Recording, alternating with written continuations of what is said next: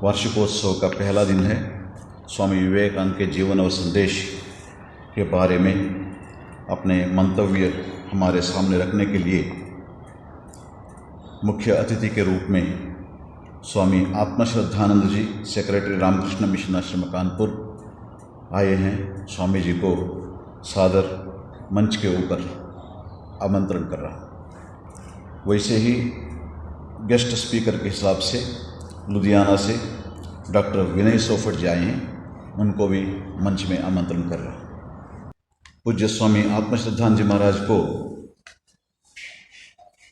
पुष्पगुच्छ दे के स्वागत करने के लिए हमारे मैनेजिंग कमेटी के मेंबर डॉक्टर जिंदल जी को आमंत्रण कर रहा है।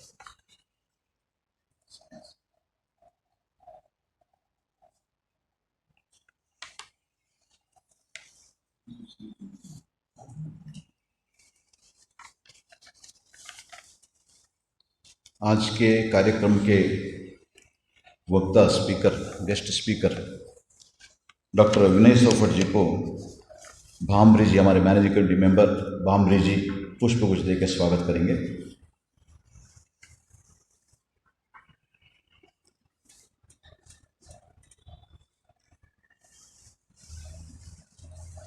Doctor Vinay Sofat ji, the associate professor, head of the department of history, RK Arya college Nawanshahr. उनका जगह है लुधियाना। इन्होंने स्वामी विवेकानंद के the ideas of Swami Vivekananda and national awakening इस विषय पर श्री गुरु नानक देव यूनिवर्सिटी अमृतसर से PhD किया है, डॉक्टरेट किया है इन्होंने। और ये जो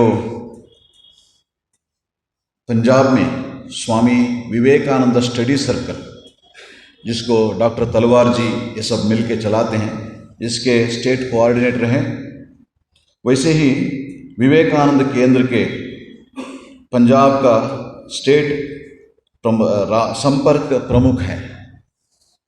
उससे भी ज़्यादा इन्होंने स्वामी विवेकानंद के जो एजुकेशनल आइडियाज़ ये सब के बारे में अपने कॉलेज में, वैसे ही जहाँ भी जाते हैं इनवाइट करते हैं, वहाँ पे जाके बहुत उनके बारे में कहते हैं। और उनके कॉलेज में स्वामी विवेकानंद के जो 150वां जन्मदिन, उस कार्यक्रम सारा पंजाब में, सारा भारत देश में, सारा दुनिया में हमने चलाया।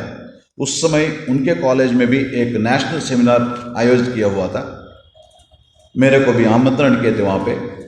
और उस दिन मंच में डॉक्टर विनय सोफट जी और डॉक्टर सतीश कपूर जी, वे जालंधर से हैं, वे भी स्वामी विवेकानंद के ऊपर उन्होंने PhD किया है।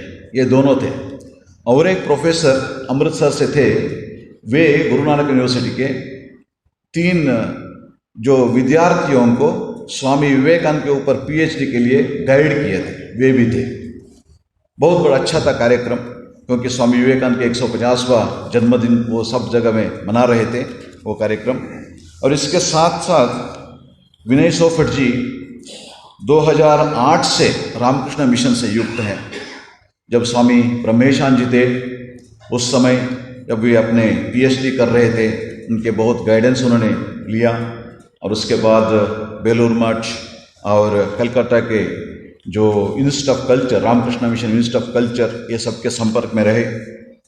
और उसके बाद जो रामकृष्ण मिशन में यहाँ पर स्वामी सत्येशान जी थे, उनसे उनका संपर्क रहा। और जैसे आप सब समझ सकते हैं, ठाकुर महास्वामी जी के बड़े भक्त भी हैं। और आज इन्होंने स्वामी विवेकानंद के जीवन संदेश के ऊपर अपने मंतव्य रखेंगे। उनको मैं सादर आमंत्रण करता हूँ अपने मंतव्य रखने के लिए। माँ शारदा, ठाकुर श्री रामकृष्ण जी परमहंस और स्वामी विवेकानंद जी के चरणों में प्रणाम। जो कुछ भी स्वामी अनुपमानंद जी ने आपके समक्ष रखा, सच्चाई ये है कि PhD एक डिग्री होती है, वो डिग्री है, परंतु ये उसका अभिप्राय ये नहीं है कि मैं स्वामी विवेकानंद जी के बारे में कुछ जानता हूँ, बहुत कुछ की तो बहुत बड़ी दूर है, परंतु ठाकुर जी की इच्छा थी और स्वामी जी का आदेश था, इसलिए स्वामी जी के ऊपर बात करने के लिए मैं आपके समक्ष हूँ। वरना इस योग्य नहीं हूँ कि जिस मंच पे ठाकुर माँ शारदा और स्वामी जी की तस्वीर हो और उन्हीं के स्वरूप स्वामी आत्मा श्रद्धानंद जी और स्वामी अपूर्वानंद जी हों, तो वहाँ पे मेरे जैसा व्यक्ति कोई बात रख सके, परंतु इनका आदेश है और ठाकुर की इच्छा है, इसलिए मैं आपके समक्ष अपनी बात को रखूँगा। जो कुछ स्वामी जी के बारे में पढ़ा है, ना मैंने अभी तक उसको समझा है, ना ही मैंने अपने जीवन में उसको धारण किया है, परंतु जो कुछ पढ़ा है वही मैं आपके समक्ष आपके साथ रखूँगा। आज पूरी दुनिया के अंदर अगर हम भारत को छोड़ भी दें तो स्वामी विवेकानंद जी की बात होती है, और इसीलिए आज पूरी दुनिया जब विश्व भारत की तरफ देखता है तो एक उसका मुख्य कारण यही है कि उस भारत को इस 21वीं शताब्दी में जहाँ पे हम अब हैं, उसमें जो दिशा देने का काम किया वो स्वामी विवेकानंद जी ने किया। और भारत के अंदर आज क्या कुछ हो रहा है वो हम सभी भांति परिचित हैं, और भारत किस दिशा में आगे बढ़ रहा है ये भी हम सभी बड़ी भांति इससे परिचित हैं। समाज की दशा क्या है, समाज के विभिन्न पहलुओं की दशा क्या है, बुद्धिजीवियों का क्या रोल आजकल चलता है, हम वो आजकल बहुत मीडिया का प्रभाव है, हम सब देखते हैं। परंतु जब हम स्वामी विवेकानंद जी को देखने का प्रयास करते हैं, अभी हरि कथा भी चल रही थी, तो एक तरफ तो मन ये लग रहा था कि वो हरि कथा ही चलती रहे, तो इतना हम उसमें डूबे हुए थे, ऐसा मन था। तो अब जब स्वामी विवेकानंद जी को देखते हैं और जब हम उनको थोड़ा सा गहराई से पढ़ने का प्रयास करते हैं, तो एक बात बिल्कुल स्पष्ट हो जाती है कि स्वामी विवेकानंद जी ने कुछ भी अपनी तरफ से नहीं कहा। जो समझ पाते हैं वो वही समझ पाते हैं कि उन्होंने जो कुछ भी कहा वो पूरे का पूरा उन्होंने ठाकुर श्री रामकृष्ण परमहंस जी से सीखा। उनके कहने का तरीका अलग था, समझाने का तरीका अलग था, इसलिए ठाकुर श्री रामकृष्ण परमहंस जी से वो सारी शिक्षा लेते हुए उन्होंने आधुनिक वैज्ञानिक ढंग से और एक साधारण व्यक्ति उस बात को समझ पाए और आने वाली सदियों तक उन बातों को लोग समझ पाएं, उस ढंग से उन्होंने विश्व के मटल पर उन बातों को रखा। और ये बात मैं खुद अपनी तरफ से नहीं कह रहा, ये खुद स्वामी विवेकानंद जी ने कही है। और इसीलिए वो जब अपनी कह लीजिए कि प्रसिद्धि की प्रकाष्ठा पर थे, जहाँ पर हर एक नॉर्मल ह्यूमन बीइंग को पहुँचने का एक एम्बिशन रहता है, तो उस समय वहाँ पर जब पूरी दुनिया लगभग उनके कदमों में थी, तो उस समय वो कहते हैं a single glass of my guru can produce thousands of Vivekananda.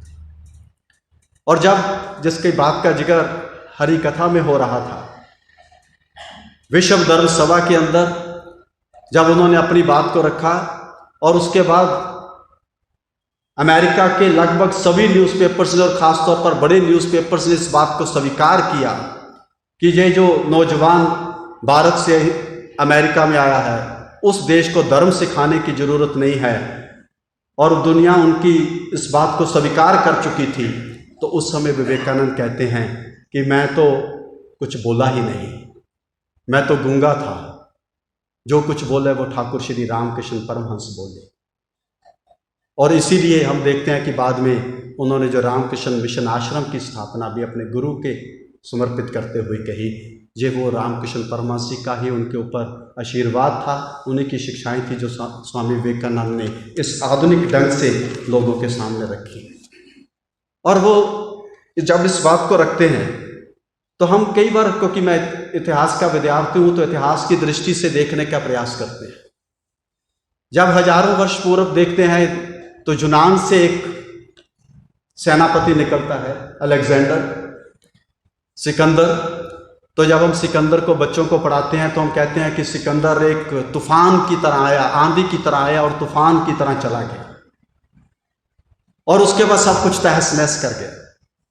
और वैसे ही जब हम 19वीं शताब्दी के इस आखिरी दशक के अंदर स्वामी विवेकानंद जी की उस विश्व धर्म सभा को देखते हैं, अलग अलग उसको देखने के प्रयास हो सकते हैं, लेकिन अगर हम उसको एक अपने उस प्रयास से देखने का प्रयास करें तो कहीं ना कहीं ऐसा लगता है कि एक हिंदुस्तान का 29 वर्ष का नौजवान सन्यासी आया और एक तूफान की तरह आया। क्योंकि उस समय के अंदर अमेरिका के अंदर जिस सभा में उन्होंने अपनी बात को रखा, वो सभा कोई साधारण सभा नहीं थी।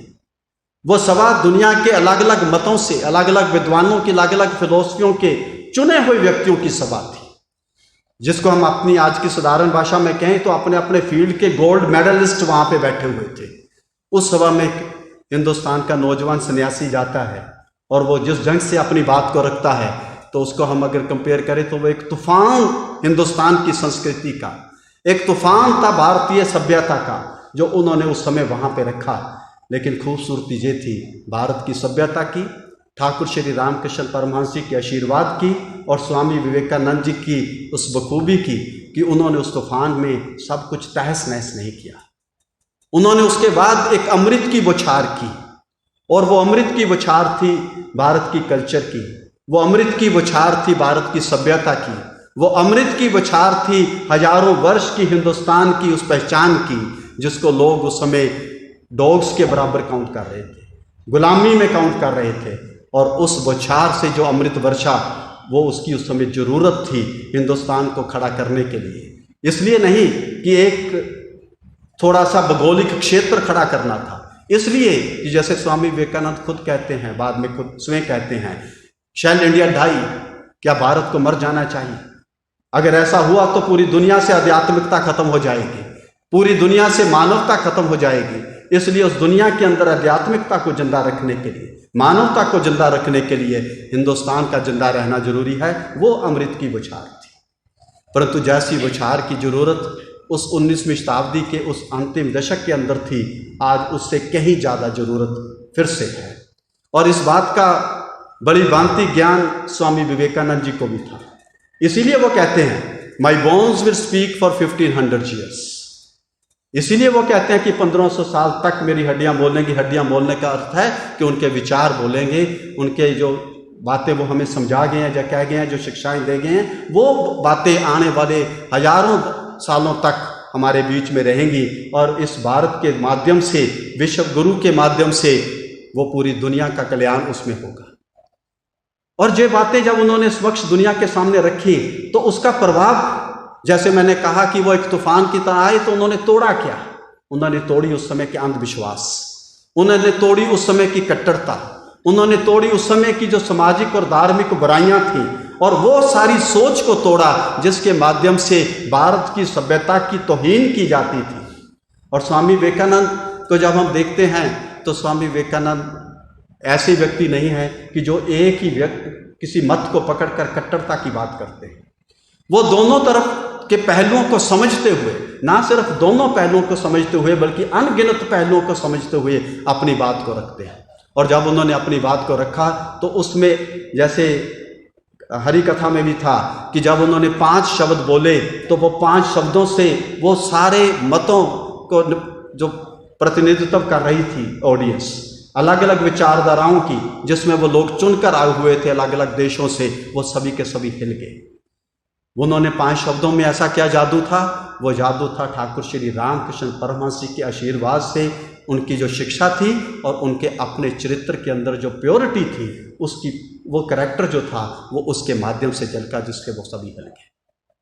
परंतु उसके बाद जब उन्होंने धन्यवाद कहा, वो एक लाजवाब धन्यवाद था। ऐसा धन्यवाद शायद दुनिया के अंदर किसी और व्यक्ति ने पहले कहीं ना रखा होगा, ना उसके बाद कहीं रखने का प्रयास किया होगा।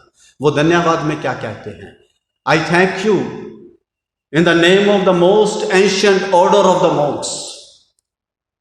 और उस समय उस ऑर्डर ऑफ मॉन्क्स की जो पूरी दुनिया के अंदर कल्पना क्या थी, वो आप समझ जानते हैं। जब हम ऑर्डिंग को पढ़ते हैं या हेस्टिंग्स को पढ़ते हैं तो वो जिस ढंग से उस समय के लोगों का मजाक उड़ाते हैं, तो उस एक तरफ वो जो उन्हीं के घर में जाकर, उन्हीं की धर्म सभा में जाकर वो कहते हैं आई thank you in the name of the most ancient order of the Monks. और जब वो उसके बाद कहते हैं, जैसे आज भी कहते हैं, बड़े अलग अलग ढंग से विचार भी आते हैं, तो लेकिन देखिए कि स्वामी जी ने 1893 में जो बात रखी वो आज के दृष्टिकोण से कितनी सही ठहरती है। वो कहते हैं कि I thank you in the name of all the Hindu people of all the caste and sects. उस समय तो भारत का अपना संविधान भी नहीं था, भारत का अपना फ्लैग भी नहीं था, और शायद इस ढंग से भारत का अपना नाम भी नहीं था, परंतु उस समय भी ये बात उन्होंने कहने का साहस किया और लोगों को उसमें कन्विंस करवाया कि जो पूरे हिंदुओं के जो पूरे अलग अलग जाति और मतों हैं उसकी जो यूनिफाइड इंडिया की तस्वीर पेश की। शायद वो आधुनिक भारत के अंदर करने वाले ऐसे पहले महान व्यक्ति थे, और पूरी दुनिया उसके आगे नतमस्तक हुई। जब हम कहते हैं कि पूरी दुनिया उनके आगे नतमस्तक हुई, मैं उनकी स्पीच के उन बाकी पहलुओं पर अभी नहीं जा रहा, तो उसमें हम क्या देखते हैं, दुनिया के हम अलग अलग जब देखते हैं कि जो लोग प्रतिनिधित्व करते हैं अलग अलग विचारधाराओं का, तो हम उसको अक्सर 3 हिस्सों में बांटते हैं जब हम इतिहास की बात करते हैं। एक हम कहते हैं जो बौद्धिक लोग होते हैं, जिनको बौद्धिक ज्ञान बहुत ज़्यादा होता है। तो जब बौद्धिक ज्ञान की बात करते हैं तो जो प्रोफेसर W.H. राइट ने लिखा, क्या उससे बेहतर कोई लिख सकता है? Here is a man who is more learner than all the professors of America put together. सारे अमेरिका जिसके नोबेल लॉरियट्स पैदा करते हैं, उनके सारे प्रोफेसर्स की जो नॉलेज है वो एक तरफ, और इस सन्यासी की जो ज्ञान है वो एक तरफ, उनसे भारी है। इससे ज़्यादा ज्ञान की बात और क्या कुछ लिख सकता है? और वो भी हार्वर्ड यूनिवर्सिटी के head of the Greek department जो लिख रहे हो। दूसरी बात जो हम देखते हैं, जो समझने का प्रयास करते हैं, वो हम कहते हैं फिलोसफीज एंड कल्चर्स की बात। और जब हम फिलोसफीज एंड कल्चर्स की बात करते हैं तो जिनको हीरम मैक्सिम, जिनको सर का टाइटल मिला, तो वो कहते हैं कि दुनिया की सारी फिलोसफीज और कल्चर्स की नॉलेज इस जो सन्यासी को है, इस 29 वर्ष के नौजवान को है। और तीसरी बात जो कहते हैं, ना हम फिलोसफी को मानते हैं, ना हम कल्चर को मानते हैं, ना हम सेक्ट्स को मानते हैं, ना रिलीजन को मानते हैं, ना हम स्पिरिचुअलिटी को मानते हैं, और जो वो प्रोक्लेम करते हैं कि we are rationalist, we are utilitarians.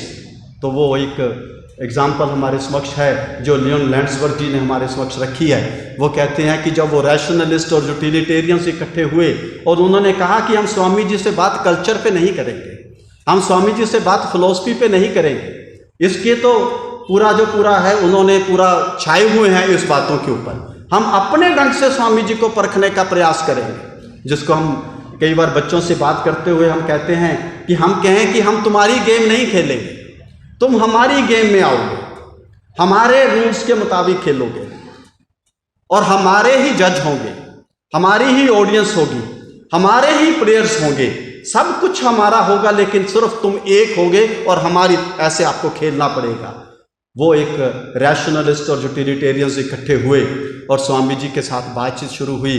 तो वो लियोन लैंड्सबर्ग लिखते हैं कि जिस जिस किताब का उल्लेख करते हुए हमने बात रखी, स्वामी जी ने उसी किताब का उल्लेख करते हुए कहा, और हमें जो बात कही और उसका परिणाम यह हुआ कि अगले दिन वो सभी यूटिलिटेरियंस और रैशनलिस्ट उनके पैरों में बैठकर इंडियन कल्चर सीख रहे थे। ये है लियोन लैंड्सबर्ग कहते हैं।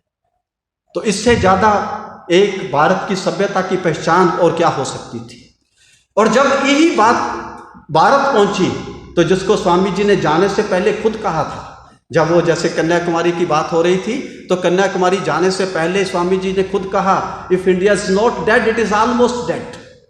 और कन्याकुमारी जाने से पहले वो खुद कहते हैं, जब कन्याकुमारी में बैठकर वो अपना मेडिटेशन करते हैं, ध्यान लगाते हैं, ठाकुर की कृपा से उनको मार्गदर्शन मिलता है, आगे का विजन मिलता है, तो वो क्या कहते हैं, जो स्वामी विवेकानंद, वो नरेंद्र जो सिर्फ और सिर्फ ईश्वर को प्राप्त करना चाहता था, जिसने ईश्वर को प्राप्त करने के लिए हर चीज़ को छोड़ दिया था, वो कहता है, वो नरेंद्र उस समय जो थे स्वामी विवेकानंद के रूप में जो आगे विख्यात होने वाले थे, वो कहते हैं कि अगर मुझे 1000 बार भी इस नरक में आना पड़े और एक भी आत्मा की शुद्धि के लिए, एक भी व्यक्ति के उत्थान के लिए, तो मैं 1000 बार इस नरक में आने के लिए तैयार हूँ। हे ईश्वर, कोई मुझे ऐसा मार्ग दिखाओ कि मैं इन दीन दुखियों की मदद कर सकूँ, इस मुर्दा मुल्क के अंदर एक जान फूंक सकूँ, इस मुर्दा मुल्क को उठा सकूँ।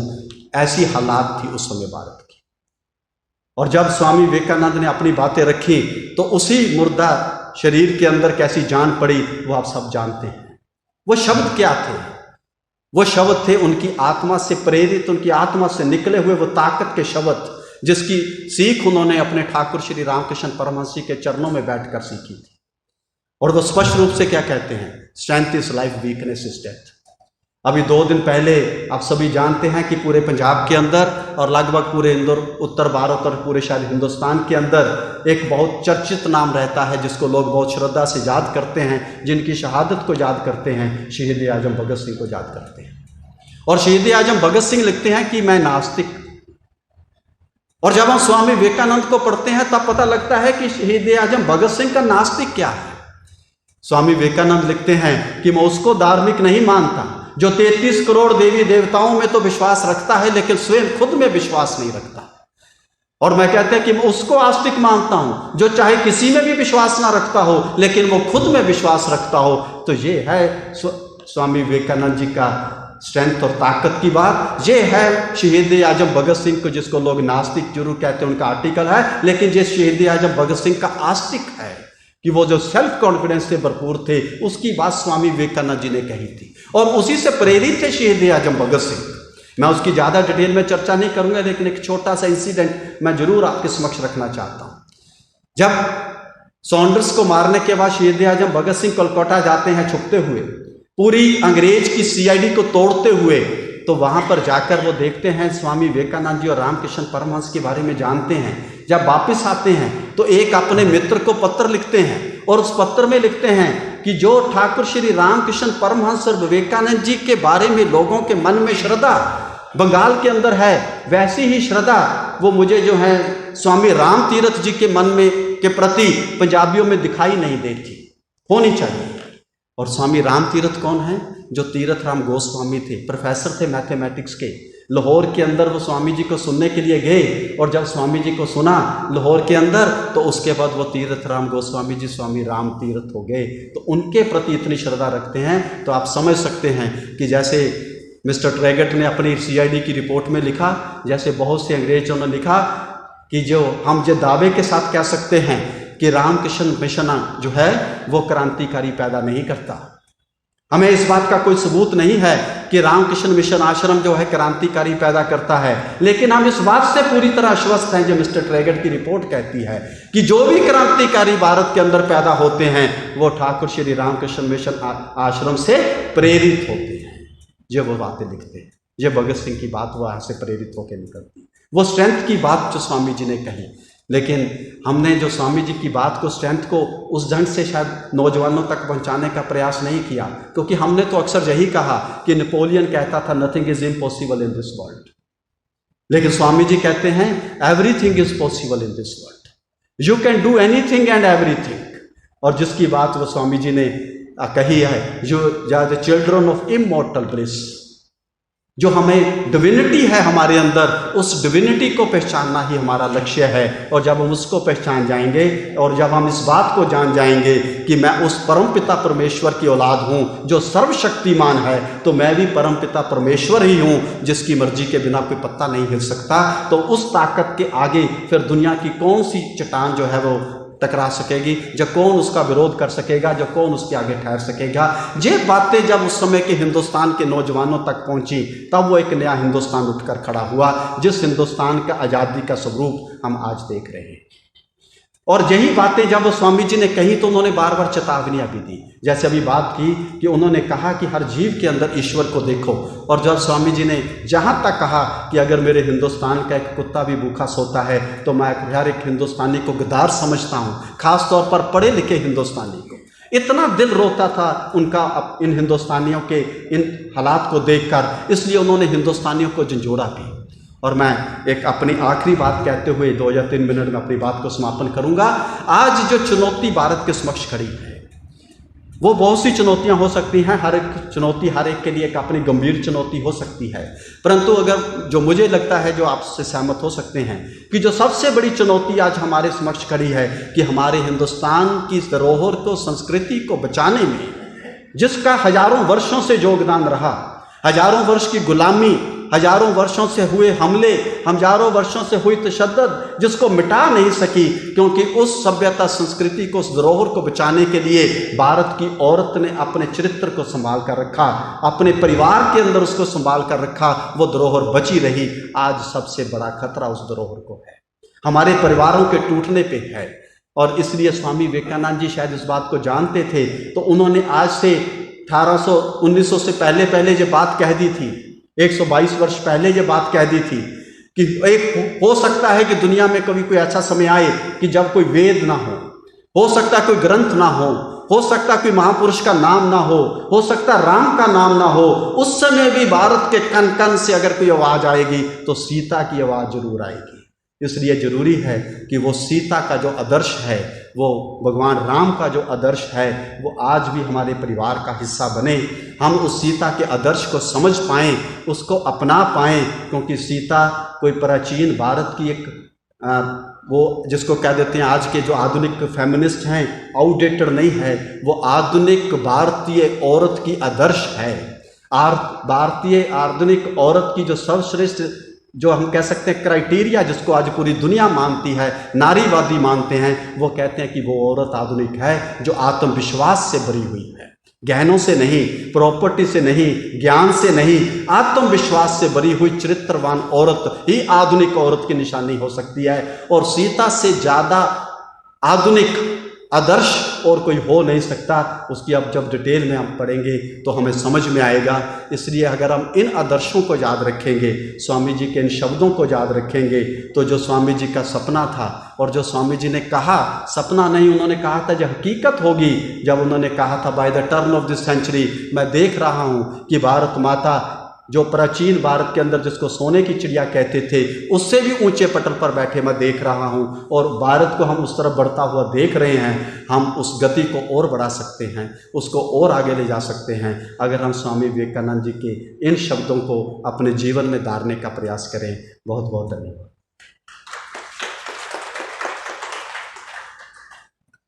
थैंक यू विनय सोफट जी। बहुत सुंदर रूप से स्वामी विवेकानंद के व्यक्तित्व के अलग अलग पहलू, उसके बारे में आपने डिस्कस किया, और स्वामी विवेकानंद का संदेश का प्रभाव और आने वाले दिन में उसका प्रयोजन, इस सब के बारे में आप बहुत सुंदर रूप से अपने मंतव्य रखे हैं। आपको आश्रम की तरफ से धन्यवाद देता हूं।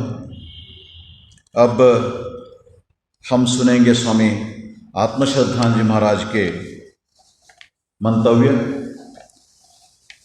एक स्वामी जी आज का जो कार्यक्रम का चीफ गेस्ट हैं, स्वामी आत्मश्रद्धानंद जी महाराज 1989 में बेंगलुरु सेंटर से अपने आध्यात्मिक जीवन प्रारंभ किया।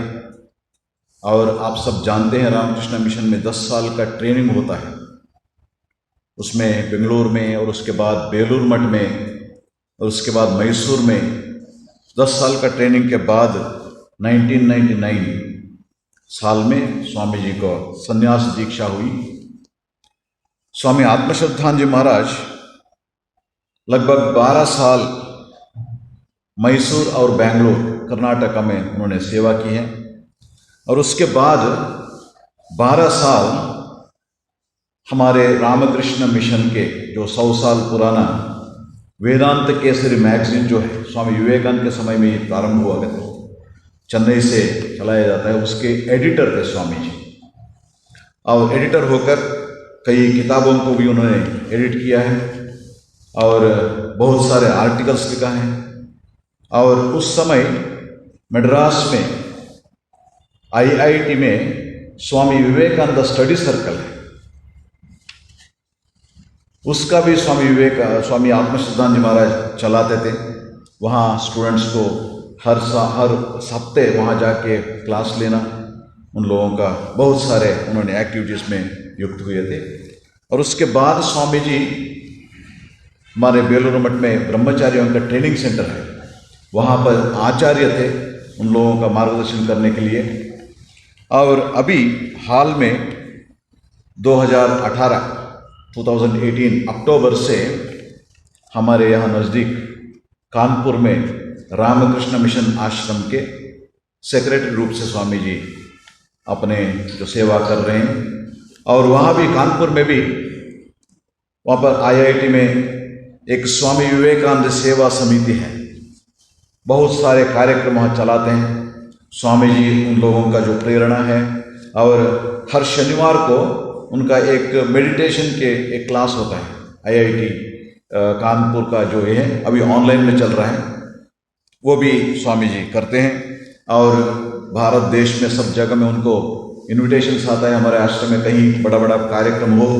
आप सब जानते हैं जब हमारे मंदिर का जो संप्रोक्षण चल रहा था 2018 में, स्वामी जी एक दिन कॉम्पियरिंग भी किए थे यहाँ पे। और वैसे तो पर्सनली मेरा तो उनका परिचय था जब मैसूर में स्वामी जी थे, मैसूर विद्याशाला में वार्डन के हिसाब से स्वामी जी करते, उस समय से मेरा परिचय है स्वामी जी का। बहुत उनका जो विशेषता ये है, बहुत सुंदर रूप से आर्टिकल लिखते हैं। एक बार आए थे मंगलूर, जब मैं मंगलूर में था, और वहाँ आप सब जानते हैं श्रृंगेरी, वो वेस्टर्न घाट में बहुत सारे मंदिर हैं। उस मंदिर के ऊपर उन्होंने बहुत सुंदर आर्टिकल लिखा था, 2-3 मंथ में आया था, और एक किताब भी हुआ है वो। ऐसे स्वामी जी का कई सारे हैं। ये जो स्टूडेंट्स के लिए भगवत गीता, उपनिषद फॉर स्टूडेंट्स और स्टूडेंट्स होस, ऐसे कई बुकलेट्स भी स्वामी जी ने उन्होंने लिखा है। आज स्वामी जी यहाँ पर स्वामी विवेकानंद के जीवन संदेश के ऊपर अपने मंतव्य रखेंगे। आश्रम के तरफ से फिर एक बार स्वामी जी को स्वागत करते हुए अपने मंतव्य रखने के लिए मंच पे आह्वान करता हूँ। ओम नमः श्री अतिराजाय विवेकानंद सूरये सच्चित् सुख स्वरूपाय स्वामिने तापहारिणे। श्रद्धेय स्वामी अनुपमान जी महाराज को प्रणाम, स्वामी द्वारकेशान जी को और रजत महाराज जी को नमस्ते, सोफट जी, पंकज जी और बाकी जो यहाँ जानने वाले भी हैं और जिनको मैं नहीं जानता वो भी हैं, आप सबको अभिवादन। It's a matter of great joy to be here after several years to speak during the annual event. शायद 2014 annual function I was here, महाराज ने मेरे को इनवाइट किया था चेन्नई से। फिर इतने सालों बाद फिर महाराज के साथ स्टेज पे बैठ के मुझे अच्छा लग रहा है। यहाँ जानने वालों में पंकज जी हैं, पीयूष जी हैं, इधर निर्मल जी हैं, बाकी भी बहुत से हैं। क्योंकि जब मंदिर का उद्घाटन का फंक्शन हुआ था तो सत्यशान जी महाराज ने कहा था कि 3 दिन का जो कार्यक्रम है आपको संभालना है। तो साथ में और भी 2 स्वामी जी थे और भी वॉलंटियर्स थे, मिस्टर कक्कर जी थे, सब ने मिल के एक जो कार्यक्रम किया वो बड़ा ही अविस्मरणीय रहा। आज फिर इतने दिनों बाद कोरोना का जो ये महामारी का जो काल अभी ख़त्म हो रहा है, तो फिर से आश्रम की गतिविधियां प्रारंभ जैसे पहले थी वैसे ही हो रही हैं। सिर्फ यही नहीं, बाकी आश्रमों में भी, जैसे मुंबई, दिल्ली, बेंगलोर, इन सब जगहों पे भी जो वार्षिक उत्सव पिछले 2 साल से इतने ढंग से हो नहीं पाए, वो सब अभी मानो दोबारा से शुरू हो रहे हैं। वहाँ पे जो प्रचार कार्य है और या फिर भाव प्रचार का जो कार्य है वो सब फिर अच्छी ढंग से प्रारंभ हो रहा है। तो ये यही अपने आप में एक बहुत विचारणीय चीज़ है कि कैसे स्वामी विवेकानंद ने एक संघ की स्थापना की, जिसे रामकृष्ण मिशन कहते हैं, और कैसे 125 साल बाद भी वह संघ इसी तरह से, जैसे कि स्वामी जी ने विजुलाइज किया था, वो अपना काम कर रहा है। इसी से हमें पता चलता है कि स्वामी जी की दूरदर्शिता, उनकी जो एक आध्यात्मिक पैठ थी और जो उनका एक प्रबंधन के संबंध में, मैनेजमेंट के संबंध में जो उनकी गहराई की जो अंडरस्टैंडिंग थी, वो इस चीज़ से बहुत क्लियर होती है। असल में 2022 happens to be the 125th year of the founding of Ramakrishna Mission. 1897 में इसका प्रारंभ हुआ था, and we are expecting on 1st May there will be some large function in Belur Math with some national event. Let us see कैसे होता है। आज हम यहाँ एकत्रित हुए हैं वार्षिकोत्सव के एक पहले दिन, जब हम स्वामी विवेकानंद के विचारों और उनके जीवन से, उनके प्रभाव से हम क्या सीख सकते हैं, उसके बारे में हमें क्या, इस वर्तमान क्षण में हमें क्या उसके ऊपर में विचार करना है। हम सब अभी अभी इस कोरोना के एक्सपीरियंस से बाहर आए हैं। अभी भी विशेषकर चंडीगढ़ में तो है, मास्क लगाना है, बहुत जगहों पे तो नहीं है। तो हमें सब वो अनुभव हुआ है जिसमें हम सब ने अपने आप को एक तरह से हेल्पलेस पाया है। बहुत से लोग जिनके पास बहुत से संसाधन थे, लेकिन जब कोरोना की महामारी का प्रारंभ हुआ, पेंडेमिक स्टार्टेड, देखा कि एक छोटा सा वायरस, एक इतनी छोटी सी चीज़ जिसको अगर इकट्ठा करें तो शायद एक बॉक्स में आ जाए, वो पूरे संसार को मानो हिला के रख दिया। तब लोग सोचने लगे, जिसे आदि शंकराचार्य अपने भजगोविंदम में कहते हैं, माँ कुरु धन जन यौवन गर्वम हरति निमेषात कालः सर्वम। धन जन यौवन, इसका गर्व करने की कोई आवश्यकता नहीं, काल कभी भी इस चीज़ को हर लेता है। कोई भी सोचे कि मैं बहुत शक्तिशाली हूँ और मेरे पास ऐसा कुछ नहीं है कि जो मुझे कुछ हिला ना सके, वो गलत है। हम इस अनित्य जो जगत जो सब समय परिवर्तित हो रहा है, जिसमें हमारी क्षमताएं बड़ी सीमित होती हैं, इसमें रहते हैं। तो अभी हम इस सिचुएशन में हैं और हम स्वामी विवेकानंद को फिर अपने जीवन में कैसे उनके विचारों से अपने आप को प्रेरित करें, उससे अपने मार्गदर्शन लें, इसके बारे में विचार कर रहे हैं। तो अभी अभी हमने सोफर जी से सुना कैसे स्वामी जी ने भारत में एक, उन्होंने ऐतिहासिक परिप्रेक्ष्य में बहुत सी सुंदर बातें कही। How in the historical perspective Swami ji brought a new vitality to India and gave a new direction to the Indian national consciousness. तो मैं ऑफकोर्स थोड़ा सा अलग से इस चीज़ को और स्वामी जी के विचारों को और एक दृष्टि से देखूंगा, जिससे कि हम स्वामी जी के महान व्यक्तित्व पे अच्छी तरह से अपना ध्यान केंद्रित कर सकें। स्वामी अशोकानंद जी नाम के रामकृष्ण मिशन के एक सुप्रसिद्ध स्वामी जी थे, लगभग 50 साल पहले। इस 125 साल में रामकृष्ण मिशन के अनेक महान सन्यासी हो गए हैं, जिन्होंने अपना जीवन, अपना सब कुछ ठाकुर माँ स्वामी जी के विचारों पर अपना चिंतन और उनके अनुसार अपने जीवन जीने का प्रयास किया है। तो उनमें ही स्वामी अशोकानंद जी एक थे। और अशोकानंद जी एक अपने आप में एक अद्भुत व्यक्ति थे।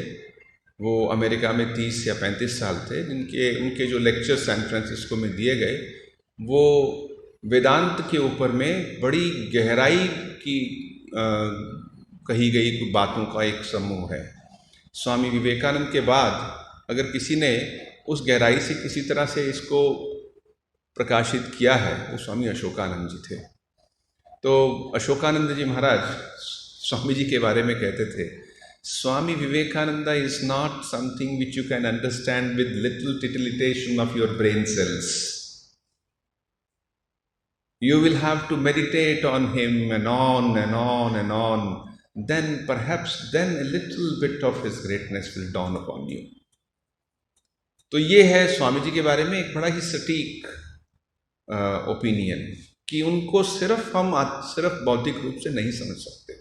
समझेंगे उनका बहुत से स्वामी जी के पर्सपेक्टिव्स हैं। जैसे स्वामी जी का हमने अभी अभी एक पर्सपेक्टिव सुना, और पर्सपेक्टिव में जैसे Swami ji was a very good scientific thinker. Scientific thinker कैसे? जैसे उस समय तो आजकल जैसे हम साइंस के बारे में जानते हैं उतना नहीं था, लेकिन जो भी प्रारंभ हुआ था स्वामी जी ने बड़ी गहराई से उसके बारे में सोचा था। एक मिस्टर टी.जी. मूर्ति नाम के एक व्यक्ति हैं जो बेंगलोर में रहते हैं, उन्होंने स्वामी विवेकानंद के ऊपर एक किताब लिखी है, छोटी सी किताब है, लेकिन इट्स ए सेमिनल वर्क। उस किताब का नाम है स्वामी विवेकानंदा एन इंट्यूटिव साइंटिस्ट। वो एक इंट्यूटिव साइंटिस्ट थे। वो जाके उन्होंने एक लैब में बैठ के एक्सपेरिमेंट नहीं किए थे, लेकिन जैसे हमारे ऋषि रहे हैं, ऋषियों को साइंस के बारे में एक ज़बरदस्त, एक बहुत ही गहराई की एक पैठ थी, वैसे ही स्वामी जी को एक पैठ थी।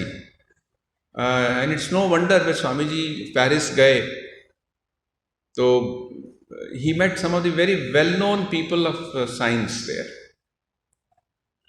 जिसमें एक तो थे जिन्होंने जो अपने लैब से निकलते ही नहीं थे, 12-14 घंटे वहीं रहते थे। लेकिन जब स्वामी जी आए तो उन्होंने he spend days together talking with Swami ji. इसके अलावा भी स्वामी जी के कुछ विचार हैं साइंस के ऊपर में, जिस पता चलता है कि साइंस में जैसे जो लोग पीएचडी करते हैं साइंस में, उनका जो मेथोडोलॉजी क्या होता है कि पहले एक हिपोथेसिस है, फिर एक उसको प्रूव करना है, और उसके लिए किस प्रकार से डॉक्यूमेंटेशन करना है, किस प्रकार से रेफरेंसेस देना है, करके फिर एक थीसिस रेडी करना है। हो सकता है उस समय में, स्पेशली साइंस में, एक ऐसा समय आए कि वो अपनी बात को आगे बढ़ा ही नहीं पा रहे। उस समय एक great sense of frustration comes into them कि अभी मैं पीएचडी कंप्लीट नहीं हो रही मेरी। मैंने तो आईआईटी के बहुत से स्टूडेंट्स में देखा है कि a point comes, a great sense of frustration, क्या हो नहीं रहा, यानी कि सब में होता है बट जनरली स्पीकिंग। तो उस समय लगता है कि मानो there should be some other power, कोई और हमारे पास शक्ति होनी चाहिए। तो क्या शक्ति होनी चाहिए, उसको मिस्टर मूर्ति अपनी किताब में कहते हैं कि that's the intuitive power, not intellectual power only. तो वो एक इंट्यूटिव पावर, अर्थात वो एक छठी इंद्रिय से जिसे हम कहते हैं, उसके द्वारा समझी गई हुई बात है। तो स्वामी जी का एक साइंटिफिक साइड है, और वो अंडरस्टैंडिंग यद्यपि 125 साल 100 साल पहले जब भी स्वामी जी ने कहा, उसकी रेलेवेंस आज भी बहुत है, क्योंकि उन्होंने बड़े ही लॉजिकली हमारे सामने उसको प्रस्तुत किया था। फिर स्वामी जी का और एक उनकी जो व्यक्तित्व का आयाम है वो है कि स्वामी जी ने रामकृष्ण मिशन की स्थापना की। ये भी अपने आप में एक बहुत बड़ा कार्य था, एक छोटे से कालखंड में, जिनको उनको जीवन कहते हैं, और एक्टिव लाइफ तो बहुत ही कम थी। जैसे शायद 10 या 11 साल में उन्होंने इतने बड़े एक महासंघ की स्थापना की, जो आज बड़ा ही प्रशंसनीय कार्य कर रहा है, और अत्यंत ही साइलेंटली। जैसे आप जानते हैं कि हम सब कुछ सेंटर्स में हमारे पास अगर कोई भक्त बाहर रहता हो, भारत से बाहर, तो वो कुछ अगर कुछ डोनेशन देना चाहे तो वो उसको फॉरेन कंट्रीब्यूशन कहते हैं, तो उसके लिए गवर्नमेंट से परमिशन लेनी होती है। तो ऐसे ही हमारे सब आश्रमों की जहाँ जहाँ फॉरेन कंट्रीब्यूशन है तो परमिशन होती है। तो ऐसे ही एक परमिशन के लिए एक आश्रम में कुछ मिनिस्ट्री ऑफ होम अफेयर्स से कुछ लोग आए थे, एंड वो इंक्वायर कर रहे थे, और फिर उन्होंने देखा ऐसी ऑर्गेनाइजेशन जो इतना अच्छा काम करे, इसको तो गवर्नमेंट स्वयं अपने आप आके इनको सपोर्ट करना चाहिए। That was his view. तो ये जो एक साइलेंट काम हो रहा है पिछले 125 साल में, we must bear this in mind. ये स्वामी विवेकानंद का एक बहुत बड़ा कंट्रीब्यूशन है। जब स्वामी जी अमेरिका गए, हम उन परिस्थितियों के बारे में अगर सोचें तो बड़ा ही आश्चर्य होगा कि कैसे स्वामी जी ने उन परिस्थितियों को झेला। आज कोई भी अमेरिका जाना चाहे तो उसके पास पासपोर्ट, वीज़ा और एक अच्छा टिकट हो, थोड़ा से पैसा हो, होके वापस आ सकता है 10 दिन में, 5 दिन में, जो भी है। But that was not the case in those days. एक तो अमेरिका जाने के लिए आपको शिप से जाना है, उसमें लगभग 1.5-2 महीने लगेंगे। फिर वहाँ का जो कल्चर है कितना अलग है, हमको यह इस बात का ज्ञान नहीं कि वहाँ का कल्चर अलग है। जब स्वामी विवेकानंद वहाँ गए तो कुछ बड़े ही अच्छे मद्रास के भक्तों ने, आलसिंगा पेरुमल थे, सी बालाजी थे, और उनके साथ कुछ और, कुछ 5-6 जिनको स्वामी जी कहते थे माई मद्रास बॉयज़, सब ने मिल के वहाँ भेजा। और वहाँ पे जाके स्वामी जी ने उनको एक बड़ा पत्र लिखा था, आलसिंगा पेरुमल को, कि देखो तुम्हें तो पता ही नहीं था कि यहाँ पे इतनी ठंड होती है, तुमने मुझे गर्म वस्त्र ही नहीं दिए, और इतना ही नहीं, जो पैसा तुमने दिया था वो प्राय खत्म होने वाला है, और ये देश ऐसा है जहाँ कोई सन्यासियों को भिक्षा नहीं देता, तो मैं कहाँ जाऊँगा। तो आलसिंगा पेरुमल अपने आप में बहुत घबरा गए। वो एक स्कूल टीचर थे, वो एक साइंस के टीचर थे, और वो घबरा गए। और उनकी महानता ये है, आलसिंगा पेरुमल को मन से इतना अंदर से गहराई हुई, ऐसे पीड़ा हुई, उन्होंने अपने 2-3 महीने की जो सैलरी थी वो और अपनी पत्नी के गहनों को बेचकर या उसको सेल करके जो पैसा मिला सब मिला के 700 रुपये स्वामी जी को भेजे। Think of it, in those days he was not a well known person. Swami ji was कोई इतना बड़ा था नहीं कि मैं उनको भेज रहा हूँ स्वामी विवेकानंद को, नो, बस ही सिंपली लव्ड हिज गुरु। इसीलिए स्वामी जी ने कहा था एक जगह, it is very hard to find a disciple like Alasinga Perumal, is so devoted, is so obedient. तो ये हम देखते हैं कि जब स्वामी जी वहाँ पे गए तो उनको बहुत सी चीज़ों का, बहुत सी चुनौतियों का सामना करना पड़ा। और सबसे बड़ी जो चुनौती ये थी कि हिंदू आइडियाज़ को वेस्टर्न ईडियम में प्रेजेंट करना, इंग्लिश में प्रेजेंट करना। जैसे स्वामी जी ने बहुत से लेक्चर्स दिए वहाँ पे, स्वामी जी का कर्मयोग जो वहाँ पे 8 लेक्चर हैं स्वामी जी के, या फिर ज्ञान योग जो 10 या 12 लेक्चर हैं, या फिर स्वामी जी का राजयोग जो है, या फिर उनके भक्ति योग के जो लेक्चर हैं, ये सब वेस्टर्न कंट्रीज़ में दिए गए। जब वो ज्ञान योग के लेक्चर दे रहे थे तो उसमें 1-2 लेक्चर या 3 लेक्चर ऐसे हैं जिसको हम कहते हैं माया के ऊपर, माया क्या होती है। अब माया एक बात है जो भारतीयों को तो कहीं ना कहीं सुना होता है, कभी कभी नेगेटिवली भी सुन लेते हैं, अरे ये सब माया है, छोड़ो। लेकिन हम जानते हैं, कहीं ना कहीं हमने सुना है शब्द। तो स्वामी विवेकानंद उस कॉन्सेप्ट को, उस आइडिया को कैसे इंग्लिश में प्रेजेंट करें, ये उनका एक असल में एक इंटेलेक्चुअल स्ट्रगल था। बाद में सिस्टर निवेदिता को स्वामी जी ने कहा था कि it is one of my masterpieces, कि कैसे माया के बातों को, माया क्या होती है, जिसमें स्वामी जी बेसिकली कहते हैं maya is a statement of facts, it's a statement of facts, that how do you see this life made of time, space and causation. 3 चीज़ें हैं माया में, समय है और देश या स्थान है, और वो सब कारण हैं जिनसे चीज़ें होती हैं। That's all, statement of facts. जो जैसे कहते हैं कि जो चिड़िया छोटे छोटे कीड़ों को खाती है, फिर वो कल मर जाती है और यही कीड़े उस चिड़िया को खाते हैं। This is statement of facts, this is life, कि हर चीज़ में कहीं ना कहीं एक सीमा है, एक सेंस ऑफ लिमिटेशन है। तो स्वामी जी ने जो लेक्चर्स दिए वहाँ पे, स्वामी जी ने जो बातें कही, यद्यपि वो वेस्टर्न कंट्रीज़ के लिए कहीं गई उस समय, लेकिन उसका फिर भारत में भी पब्लिश होने लगी। और आज तो हम सब के हिंदी ट्रांसलेशन है, 1-2 की पंजाबी ट्रांसलेशन है, या फिर बाकी भारतीय भाषाओं में ट्रांसलेशन है। सो उसमें क्या पाते हैं? स्वामी जी का आध्यात्मिक संदेश। ये आध्यात्मिक संदेश हमें मन में बार बार लाना होगा कि हम स्वामी जी का जो एक आध्यात्मिक उनकी व्यक्तित्व था, उनकी जो गहराई थी, हम अक्सर उस पर इतना ध्यान नहीं देना चाहिए हमें बार बार। कि उनका वो स्वामी श्री रामकृष्ण देव स्वामी जी के बारे में कहते थे कि वो ध्यान सिद्ध पुरुष है। ध्यान सिद्ध अर्थात जिसने, सिद्ध मतलब जो उसमें मास्टरी उसको प्राप्त हो गई है। तो ऐसा व्यक्ति जब ध्यान के बारे में बोलता है तो वो अत्यंत ही प्रामाणिक होता है।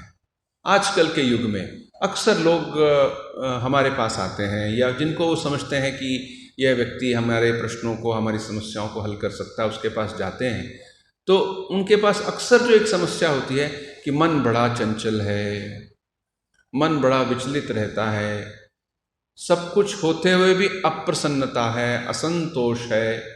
इसको जीवन की इस समस्या को कैसे इसका हल निकाला जाए? तो स्वामी विवेकानंद के विचारों में आप जाइए तो देखेंगे इसका बड़ा ही विस्तार पूर्वक उन्होंने जो विश्लेषण किया है, उसका वर्णन किया है। जैसे ज्ञान योग के ही लेक्चर में स्वामी जी कहते हैं कि देखिए ये जो दुख होता है, the problem of pain, problem of suffering, वो मानो एक दर्द जैसी है, जैसे जॉइंट्स का पेन होता है। आपने पैरों में ठीक किया, फिर वो घुटने पे आ गया, फिर घुटने पे ठीक किया तो फिर वो पीछे बैक पे होने लगा, फिर बैक पे ठीक किया तो फिर वो चला गया स्पॉन्डिलाइटिस पे, फिर वहाँ से ठीक किया फिर कहीं नीचे चला गया। तो ऐसे ही ये सफरिंग है। पहली सफरिंग क्या है कि जैसे आप उन स्थानों पे रहें, उन स्थानों पे जाएं जहाँ पर बेसिक नेसेसिटीज़ नहीं है, या स्ट्रगल कर रहे हैं लोग, जिसको कहते हैं बहुत गरीब की अवस्था है, गरीबी की अवस्था है।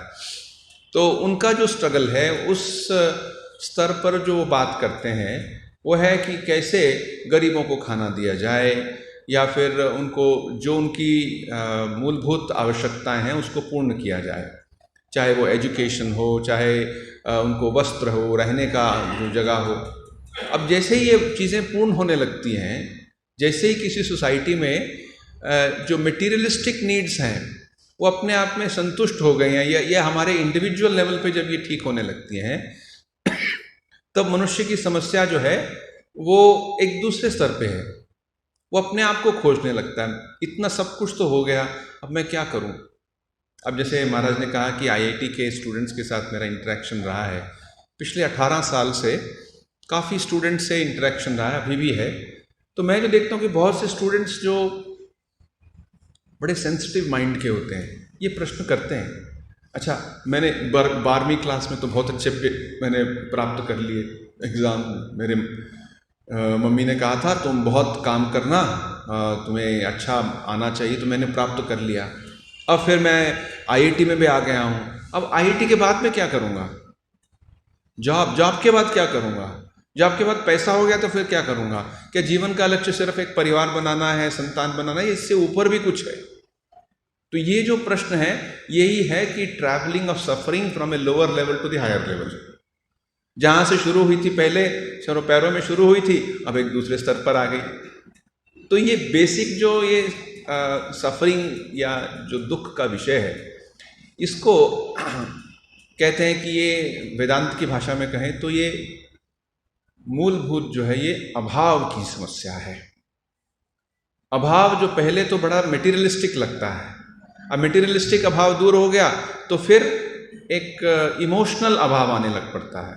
इमोशनल अभाव भी थोड़ा दूर हुआ तो फिर बोला अच्छा जीवन सार्थक कैसे होगा, सब कुछ होते हुए भी जीवन सार्थक कैसे, क्योंकि मृत्यु का भय है, अक्षमता, I feel very inform, I become very old, मैं चल नहीं पाता, मैं देख नहीं पाता, वो उसका एक भय है और उसका जो एक सत्य है। तो फिर जीवन का प्रश्न आता है। इन सबको प्राप्त किया मैंने, बहुत से अकम्पलिशमेंट्स की, फिर एक दिन बोला कि उसका नाम ओबिचरी में आ गया। तो फिर what is the purpose of life, why is human being born?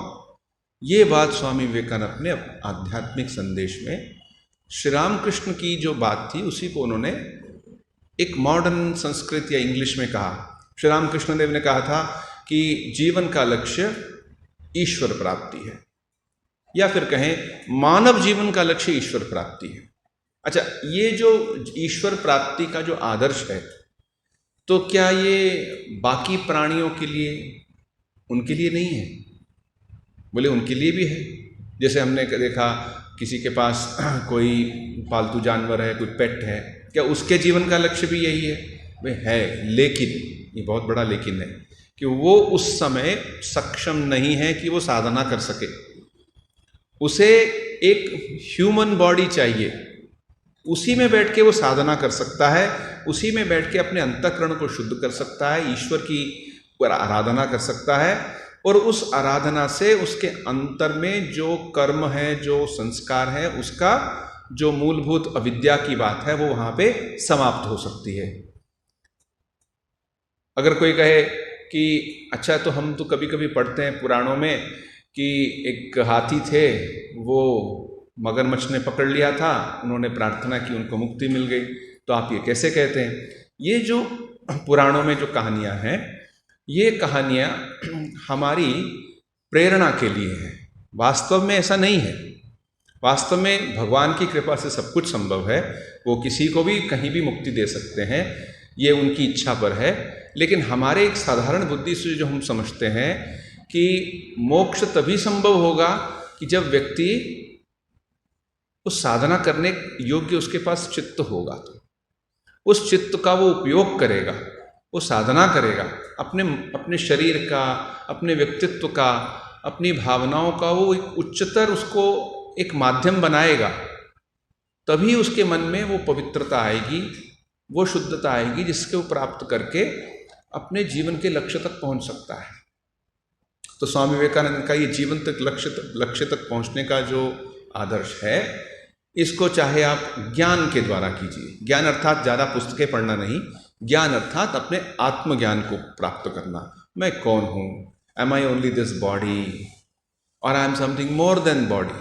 क्या मैं सिर्फ मन हूँ, शरीर और मन से परे? क्या मैं अहंकार हूँ? क्या अहंकार से भी बढ़कर कुछ हूँ? What is I? Who am I? ये बात को जितना गहराई से समझा जाए उसी को हम ज्ञान कहते हैं, और उसकी जो प्राप्ति है उसको मुक्ति कहते हैं। या फिर कोले नहीं, हम ये जो बुद्धि, सूक्ष्म बुद्धि की बात है, हम इसके लिए अपने आप को, ना तो हमारे पास समय है ना ही हमारा स्वभाव है, तो हम क्या करें? तो बोले आप भक्ति द्वारा प्राप्त कर सकते हैं। भक्ति अर्थात अपनी भावनाओं को प्रभु के साथ जोड़ना। पहले तो आपके मन में एक विश्वास आए कि हाँ, एक वो सत्ता है, एक वो दिव्य सत्ता है जिसे हम किसी भी नाम दे सकते हैं। चाहे हम उसे हमारे ही सनातन धर्म के विभिन्न नामों को कहें, जैसे राम है, कृष्ण है, शिव है, दुर्गा है इत्यादि। तो ये जो विभिन्न नाम हैं, ये उसी जो अज्ञात या फिर हमारी इंद्रियों से परे जो शक्ति है उसको इस रूप में दे रहे हैं। या फिर आप कहिए कि जो सनातन धर्म से परे हैं वो अगर अपने ढंग से प्रार्थना करें, वो अपनी जिसको इबादत कहते हैं वो करें, तो उनको भी वही ज्ञान प्राप्त होगा अगर वो आंतरिक रूप से ईश्वर को चाहते हैं। अगर वो सिर्फ एक दूसरे लोक में जाना चाहते हैं, चलो उस लोक में जिसको मैं स्वर्ग लोक कहूँ या जन्नत कहूँ या जो भी अपना नाम दूँ, वहीं तक जाना है, तो हो सकता है वो ईश्वर को प्राप्त करने के लिए अभी भी वो अपने आप उन्होंने उसको वो रेडी नहीं हुए, उसके लिए वो सामर्थ्य उत्पन्न नहीं हुई। जब वो इससे भी परे चले जाएंगे कि मुझे कुछ नहीं चाहिए, सिर्फ ईश्वर ही चाहिए, तब वह उस स्थान को प्राप्त करते हैं। या फिर हम जो भी कार्य करते हैं उस कार्य को हम एक अनासक्त भाव से सिर्फ चित्त की शुद्धि के लिए करें, और इसको हम कर्म को कर्म योग का रूप देके करें। जिसे स्वामी जी ने कहा कि every work is Holi and doing our duty is the best way of worshipping God. लेकिन इसके साथ में अनासक्ति का भाव होना चाहिए। जैसे गीता में आता है, योगिनः कर्म कुर्वन्ति आत्मशुद्धये संगम त्यक्त्वा आत्मशुद्धये। चाहे वो किसी भी स्थिति में हो, उसका प्रोफेशन कोई भी हो, लेकिन अगर वो अपने इस कार्य को एक पूजा के भाव से कर रहा है, अगर वो करता है, तो उसका मन शुद्ध होता है, आत्मशुद्ध ये। तब उस शुद्धता से उसे वो वही ईश्वर प्राप्त होते हैं, जो चाहे वो ज्ञान हो या फिर भक्ति हो, किसी भी रूप से वो प्राप्त करे। या फिर जो तीसरा या चौथा मार्ग जो हम बात कर रहे हैं वो है ध्यान का मार्ग, जिसे स्वामी जी ने राजयोग का बात कहा, जिसमें व्यक्ति अपने मन को बाहरी इंद्रियों से या विषयों से अंदर समेटकर अपने अंदर जो आत्मा है, जो पवित्रता है, जो दिव्यता है, उस पर वो केंद्रित करता है, और उससे धीरे धीरे उसके मन में एक शांति, एक पवित्रता का जो अनुभव होता है। और अंत में, जैसे कि पतंजलि योग सूत्र में ऋषि कहते हैं कि जब वो तदौ दृष्टः, जब वो उसको उसमें देखने लगता है, स्वरूपे अवस्थानम, मानो उसका मन पूर्ण रूप से शांत हो गया है, तब उस मन से परे जो उसकी एक दिव्य शक्ति है वो उसको दिखाई देती है। और एक बात कह के मैं अपनी बात को समाप्त करूंगा, वो है कि स्वामी जी का जो संदेश था उसमें एक चीज़, चाहे वो हम किसी भी योग को लें, वो जिस पे वो बहुत बल देते थे, वो थी निस्वार्थता पे, unselfishness. It says unselfishness is God. कोई व्यक्ति कितना भी अगर अपनी साधना करे, लेकिन वो बहुत अहं केंद्रित ही रहे, वो सिर्फ अपने बारे में ही सोचे या अपनी ही जो उसकी क्षमताओं के बारे में सोचे, तो वो व्यक्ति अभी भी आध्यात्मिक रूप से आगे अग्रसर नहीं हुआ है। ये स्वामी विवेकानंद कई बार अपनी विभिन्न उन्होंने भाषणों में, अपनी राइटिंग्स में लिखा है। और कर्मयोग का तो एक चैप्टर ही है, real self abnegation is real non attachment. तो नॉन अटैचमेंट का अर्थ ये नहीं कि अनासक्ति का ये अर्थ नहीं कि हमें किसी भी चीज़ में इंटरेस्ट नहीं है तो हम अनासक्त हो गए। नहीं, we have to begin with, we have interest in something higher. अगर किसी भी चीज़ में इंटरेस्ट नहीं है तो हो सकता है that may be a state of depression. That is not spiritual वैराग्य। स्पिरिचुअल वैराग्य में दो चीज़ें होती हैं, एक तो उसमें संसार के प्रति विराग होता है और दूसरा ईश्वर के प्रति भक्ति होती है। अगर ईश्वर के प्रति भक्ति भी नहीं है या भक्ति बड़ी छिछली है तो अभी भी उसके मन में वैराग्य पूर्ण रूप से प्रकाशित नहीं हुआ है। उसके अंदर कुछ ऐसी इच्छाएं हैं जो भी पूर्ण नहीं हुई। उन इच्छाओं को पूर्ण करने के लिए उसे जो परिस्थितियां चाहिए थी, जो सामर्थ्य चाहिए था, वो नहीं मिल रहा, इसलिए वो उस अवसाद की स्थिति में या डिप्रेशन की स्टेट में है। और अगर उसको पूर्ण रूप से अगर मन की शुद्धता आ गई है तो अब उसे किसी प्रकार की कोई चीज़ दुख नहीं देगी। जैसे कि हम मुंडक उपनिषद में पाते हैं, परीक्ष लोकान कर्मचितान ब्राह्मणाम निर्वेद माया नास्ति अस्ति कृतेन स गुरुम एवाभिगच्छेत समित पाणी श्रोत्रिय ब्रह्मनिष्ठम। तो ऐसा व्यक्ति जिसने संसार से जो कुछ प्राप्त होना है वो मानो उसकी परीक्षा कर ली है। मुझे इतना धन मिल सकता था, मुझे इतनी एक पदवी मिल सकती थी, मुझे इतने सुख सामग्री मिल सकते थे, लेकिन ये सब के सब मुझे पता चल गया कि ये कभी भी मुझे अमरता नहीं दे सकते। दे तो सकते हैं, कुछ मुझे सुख मिलेगा, लेकिन अमरता नहीं, क्योंकि मेरे को ये शरीर भी छोड़ना है, तो ये पदवी भी छोड़नी है, तो धन भी छोड़ना है, सब कुछ तो छोड़ना है मुझे। अच्छा, मैं शरीर तो छोड़ दिया। जैसे हम गुरु नानक देव जी के बारे में एक प्रसिद्ध कहानी आप सब जानते होंगे कि वो किसी एक महान अर्थात तो पैसे वाले व्यक्ति के पास गए, तो उसका पैसे के मोह को देखकर उन्होंने जाने के समय उसे एक छोटी सी सुई दी कि ये रख लो, अगले लोक में हम तुमसे ले लेंगे। तो आश्चर्यचकित होकर कहते हैं, हम तो इसको आप साथ में नहीं लेके जाएंगे तो आपको कैसे देंगे? तब गुरु नानक देव जी मुस्कुरा के कहते हैं, जब एक सुई साथ में नहीं ले जा सकते तो इतना पैसे का तुम्हें तो मोह हो गया, वो कहाँ लेके जाएंगे? तो वही बात हम पाते हैं उपनिषदों में, जब वो कहते हैं कि परीक्ष लोकान कर्मचितान ब्राह्मणाम निर्वेद माया, तब उसके मन में वो एक वैराग्य आता है। उससे पहले अगर किसी व्यक्ति को उस स्थिति पहुंचने तक अगर वैराग्य से लगता है आ गया है, तो उसे री एग्जामिन करना है, क्या वो वैराग्य है या डिप्रेशन है। दो चीज़ों में अलग अलग बहुत बड़ा भेद है।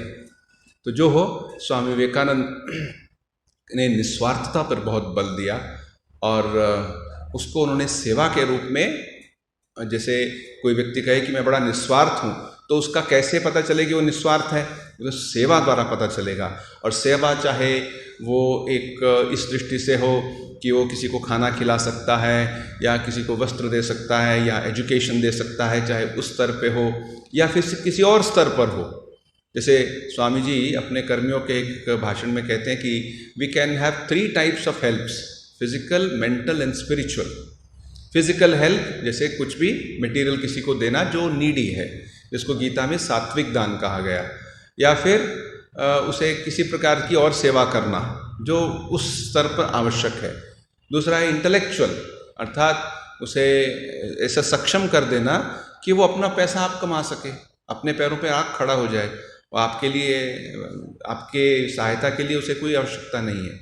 और जो तीसरा है स्पिरिचुअल हेल्प, उसके बारे में स्वामी जी कहते हैं, when the very faculty of want gets annihilated, that's understanding spirituality. Faculty of want, मतलब मैं अपने आप को अभाव पूर्ण पालता हूँ, मैं अपने आप को पूर्ण नहीं मानता। जब वो अवस्था से हम ऊपर उठ जाएं तो अपनी पूर्णता को समझें, पूर्णता का अनुभव करें, तो वो ही आध्यात्मिक हेल्प है, स्वामी जी कहते हैं, जो हम दूसरों को दे सकते हैं। तो स्वामी जी के विचारों को हमने बड़े ही ऊपर से, जैसे मैंने स्वामी अशोकानंद जी को आरंभ में उद्धृत किया था कि we have to meditate on Swami ji to understand his greatness. तो इसी आज इस शुभ अवसर पर हमने मिल के स्वामी जी के इन महान विचारों, उनके व्यक्तित्व, उनको बारे में कुछ चिंतन किया। इसके लिए आप सबको बहुत बहुत धन्यवाद और स्वामी अनुपम जी को प्रणाम। नमस्ते।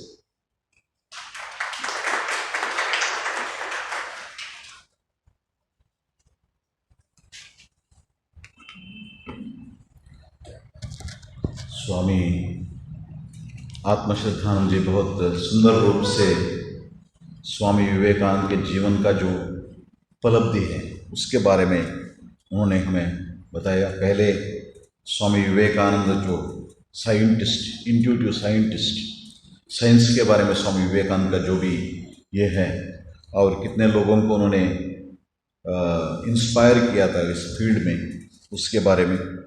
और उसके बाद ये रामकृष्ण मिशन की स्थापना जो स्वामी विवेकानंद ने की, वो अपने आप में बहुत बड़ा एक उपलब्धि है, क्योंकि जैसे आप सब जानते हैं साइलेंटली जो अपने अलग अलग क्षेत्र में जो सेवा कर रही है, और स्वामी विवेकानंद का जो आइडिया जो है, श्री रामकृष्ण की जो भावना है, उसको साक्षात्कार करने के लिए, प्रचार करने के लिए अपने बहुत शांत रूप से जो सेवा कर रही है उसके बारे में। और उसके बाद जो स्वामी विवेकानंद भारतीय कॉन्सेप्ट जो है उसको उन्होंने पाश्चात्य दुनिया में कैसे उन लोगों को समझाया, ये भी अपने आप में बहुत बड़ा ये है। हम जब कई स्वामी विवेकानंद के जो स्पीचेस हम पढ़ते हैं, वैसे तो स्वामी जी कोई प्रिपरेशन नहीं किया उसकी, लेकिन ज्ञान योग में जब पढ़ते हैं, जैसे अपने उपनिषद श्लोक जो है उसको स्वामी जी वैसे ही वैसे इंग्लिश में ट्रांसलेट किया है, कोई किताब नहीं रखा उन्होंने वहाँ पे। इतना एक क्षमता था, सिर्फ वही नहीं, उसको ऐसे एक भाषा में उन्होंने बताया वो लोग समझ सके उसको। ये स्वामी जी का एक बहुत बड़ा ये था। और उसके बाद स्वामी जी ये जो 4 योगों के बारे में, क्योंकि श्री रामकृष्ण कहते हैं मानव जीवन की लक्ष्य है भगवान की प्राप्ति, लेकिन वो लोग कैसे समझे, क्योंकि हमारे भारत देश में कहने से, मुक्ति कहने से थोड़ा समझ में आता है हम लोगों को, वो लोग कैसे समझे उसको, उन लोगों जैसे समझे उस भाषा में। अभी भी मतलब जो भी मॉडर्न एजुकेटेड व्यक्ति जो है वो समझे, ऐसे 4 योगों के बारे में स्वामी जी से ये किया स्वामी जी, और कॉन्सेप्ट को हमें दिया। और उसके बाद जो निस्वार्थ के बारे में, स्वामी जी कहते हैं त्याग और सेवा भारत का आदर्श है, ये निस्वार्थता और कैसे वो सेवा में परिवर्तित होता है, वो एक कॉन्सेप्ट, ये सब के बारे में स्वामी जी हमारे सामने बहुत सुंदर रूप से उन्होंने रखा है। स्वामी जी को आश्रम के तरफ से और सभी भक्तों की तरफ से धन्यवाद देता हूँ। कल स्वामी जी शारदा माँ के बारे में बताएंगे और परसों दिन श्री रामकृष्ण के बारे में बताएंगे। आप सबको उस कार्यक्रम में आमंत्रण करता हूँ। और आज के जो हमारे गेस्ट स्पीकर थे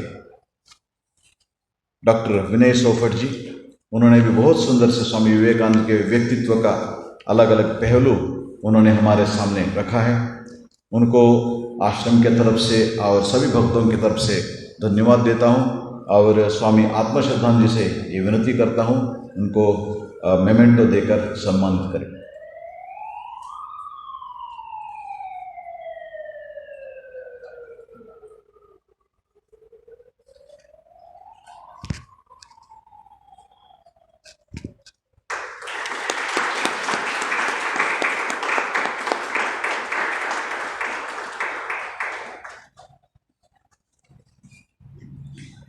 और कार्यक्रम के प्रारंभ में सुरमणि डॉक्टर दत्तात्रेय वेलंकर, उनका जो हरिकथा, आप सब ने एक नए तरीका जो है मैसेज को स्प्रेड करने का, वो बहुत पुराने काल से आ रहा है, उसको आपने सीखा देखा है। और कल और परसों दिन भी होगा वो कार्यक्रम। आइए आप सबको उनको भी धन्यवाद देता हूँ। और जैसे अभी अभी कोरोना की वजह से बंद जो था वो खुला है, धीरे धीरे आप सब आ रहे हैं। कल और परसों आप सबके जो मित्र हैं वो सबको बताइए, क्योंकि थोड़ा है ना अभी बाहर आने का वक्त आ गया। कितना दिन अंदर बैठे रहे, क्योंकि बाहर आने का वक्त आ गया है, इसलिए कल और परसों भी कार्यक्रम होगा, आप सबको बताइए। और आज हमारे जो मैनेजिंग कमेटी मेंबर्स सब आए हैं और उसके बाद भक्त जो आश्रम के भक्त सब आप सब आए हैं, आप सबको भी मैं धन्यवाद देता हूँ। और जैसे कल हमारे कार्यक्रम में पहले हरिकथा होगी और उसके बाद